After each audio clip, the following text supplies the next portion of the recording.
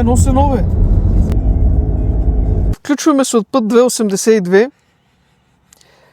Мислех, че за 10 години, обикаляйки по пътищата на България, съм видяла всичко, но честно да ви кажа, съм искрено впечатлена от това, което виждам. Този път, който е ремонтиран съвсем наскоро, преди няколко дни му привърши ремонта, не знам откъде да започнем с изреждането на проблемите.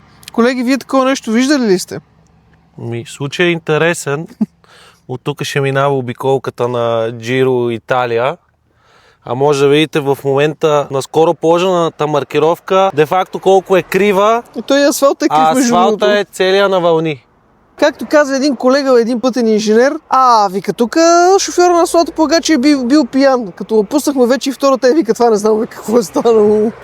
Краси, ти какво мислиш? Интересна маркировка. Изглежда, че са ме бързали за нещо, не знам за какво. Аз имам опасение, че габарита на пътя е стеснен. Ти Това е покажи второклас. банкета в какво състояние. А банкета е страхотен. Значи, вижте сега, почистили сме. Има една българска поговорка на свинче звънче. Направили сме някакъв асфалт, който е със съмнително качество. Маркировката е толкова крива, че нямам думи.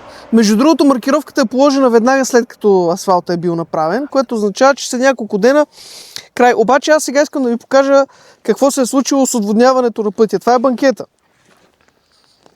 Това е тук канавката, която така добре изглежда. Цялата обрасла. Тази всичката вода, която трябва да се оттече от пътя, ще се завири ето тук и ще се върне после обратно на пътя.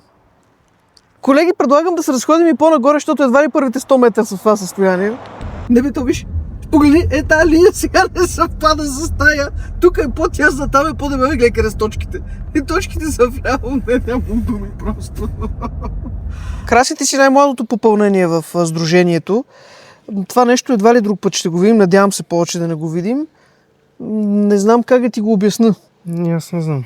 То нито е двойна непрекъсната, нито единична непрекъсната. Това е творение на изкуството, според мен.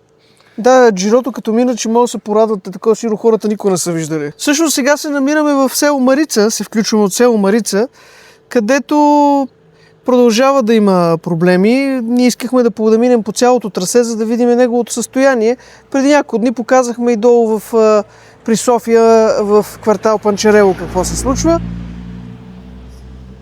Честно да ви кажа, мене ме е срам. Аз не знам какво лице ще покажем на Европа и на европейците. Уж да го направим за добро, да оправим пътя, ама то точно накрая наистина стана на свинче звънче. Крив асфалт за маркировката, то не ми се говори просто.